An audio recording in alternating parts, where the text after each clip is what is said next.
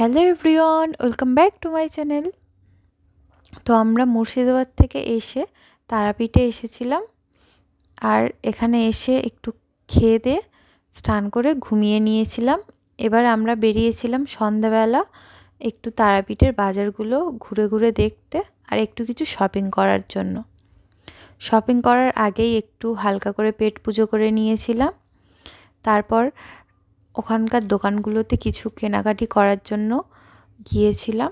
আর এখানে এই চাবির রিংগুলো দেখো কি সুন্দর অক্টোপাস টাইপের।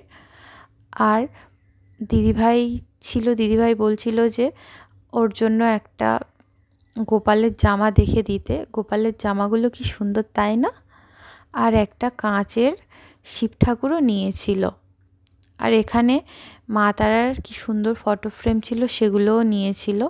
আর আমি এই হারগুলো দেখছিলাম আমার মায়ের জন্য, বেশ পছন্দ হয়েছিল, কিন্তু কোনো এক কারণে নেওয়া হয়নি।